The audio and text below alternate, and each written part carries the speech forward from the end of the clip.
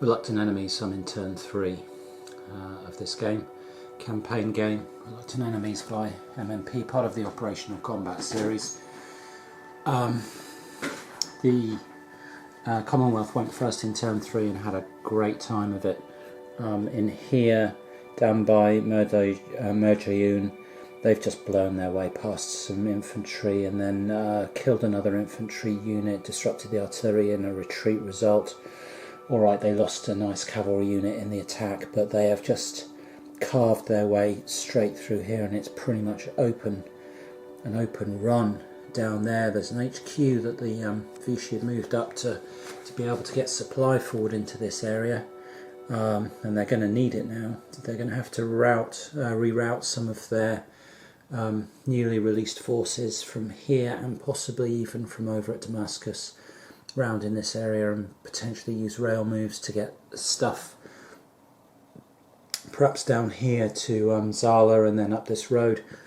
So this right now is a real problem for them. On the coast, the Commonwealth just consolidated really. They haven't got enough strength, particularly in these two groups, to force their way past this lot. But at the same time, the Vichy, I'm not sure the Vichy have got enough strength there themselves to really make an issue of it, especially with the Commonwealth throwing a little bit of a speed bump in the way, just making sure they couldn't just roll up and launch a devastating attack. So we've got a bit of a Mexican standoff here, with neither side really feeling they've got what it takes to push forward. And over in the desert, the Commonwealth had a good breakthrough as well. The Free French blasted their way through Ezra there and got an exploit move which allowed them to slide in behind this other defending force here and cut it out of supply. The Vichy HQ up there can't quite sneak supply round through the open desert into this group, so they're going to have to pull out back towards this junction probably. Or certainly further back. So again, ground being made by the Commonwealth all over the place, and at the moment it's going very, very badly. I'm either defending extremely poorly with the Vichy, or certainly maybe getting some great results on the dice for the Commonwealth, and that's true. They had some good results in their portion of the turn, but it's all going the Commonwealth's way at the moment for whatever reason. So I've got to try and find a way for the Vichy now certainly to stop this attack, because there's a lot of factors that are there. They can the Commonwealth can put a 30 odd factor stack together if it fancies, and that's really quite unpleasant for the Vichy. So they've got to get some stuff up this road. Vichy won the initiative going into turn 4 here in Reluctant Enemies, and that was good for them. They were able to push forward with this armour and a mechanised unit that's beneath it, and really overrun these units that had strung out to cut supply to their units in Sheikh Meskin. So they were able to swing out of supply area and then counter it in their phase in turn 3, and then counter-attack back into this weak French line in turn 4. And that, over here on the dead piles, you can see the left, the Vichy units, but on the right these two 633s that they've just taken out from the Free French forces, and this whole area is looking a lot more stable now, with a very dangerous armour and mechanised stack in there, because these factors are, doubled in the open against infantry. So unless only that armour unit can really stop them from being doubled at the moment down here, and that means that's 28 factors, those two units together, and with a bit of cav and infantry that can cause mayhem. So as the Commonwealth, I'm almost thinking of doing a strap move with this armour round on the coast here, just so that there's some more armour out there in the open that can resist some of these attacks, because I'm looking at those factors, wondering how they're going to fight back against that armour. So that's an interesting conundrum that the Commonwealth have now got. Here in the valleys, this big stack wasn't a big stack, it was in Medjayun. There were 2 units in Medjayun. The other thing that's suddenly swung in the Vichy favour is that a lot of their air force arrived, and you can see it there a lot of it there in the inactive box. You can see all those 1-8 bombers in there, so suddenly there's 30 odd factors of barrage that the Vichy can drop on people, and they dropped it in here and DG'd 2 Australian battalions and then attacked into them, and the combat went very poorly for the Vichy. The Australian divisions were forced to retreat, but the Vichy lost a rather nice 643 motorised infantry there, so it did go very poorly for them. They didn't get surprised. They had a poor roll in very close terrain, and that hurt them. But over here in the desert, things have swung slightly in their favour, and there's something of a standoff on the coastal road. So it's a finely poised situation now. I was fearing initially that the Commonwealth were having it way too easy and wondering if I was playing the Vichy very poorly, but they've just counterattacked and suddenly evened things up, and potentially here in the desert they've got a threat that the Commonwealth is struggling to respond to. So we'll see what happens next, but it's certainly a swing back towards at least an even game, if not slightly in the Vichy favour. I'm still concerned, especially with the Vichy losing that unit. I'm concerned about their long-term prospects of holding Medjayun, but equally I'm concerned about what's going to happen if that armour continues to roll unopposed through these Free French and the British down here, who aren't particularly strong. So problems for both sides to tackle. It's the start of the 5th turn in Reluctant Enemies, June the 15th, 1941. And the Axis have just won the initiative again for this turn, and have chosen to go first again. So turn 4, June the 14th turn, concluded with something of a standoff here on this coastal road.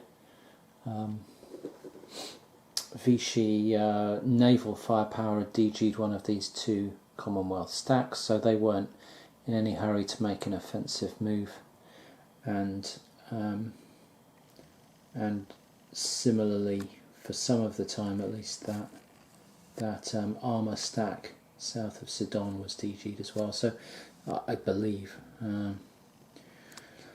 either way, neither side saw much profit right now in attacking. So there's something of a Mexican standoff here. The Commonwealth are waiting for a big pile of reinforcements which come in next turn into Haifa, and that's really their cue to start pushing hard again up the coast road. If I pan across here, you can see that lot is about to arrive in Haifa for them. So that's going to be their main attacking force to try and punch through. In the centre here, the big Commonwealth stack there was also DG'd, and so pretty inactive. The Commonwealth moved their artillery up and tried to fired a 15 strength barrage at these Vichy battalions, but didn't hit a thing, and that wasted 3T of supply. It took them most of the turn to truck supply into Safad here. It took this poor truck the entire turn to move one supply point from Haifa out into Safad, and 3T of that was burnt up in an artillery barrage that didn't hit anything, and those truck drivers were really unamused by that state of affairs. And notably over here out in the desert, the Commonwealth forces, having been chewed up by this armoured battalion, Gudi, the 7th Chasseurs, and whatever's beneath him. He's got a mechanised unit beneath him as well. This sort of strike force had come in and chewed up 2 battalions of Free French, and the Commonwealth realised that they were fighting up here, they were fighting out of range of their air force, and what was going to happen was that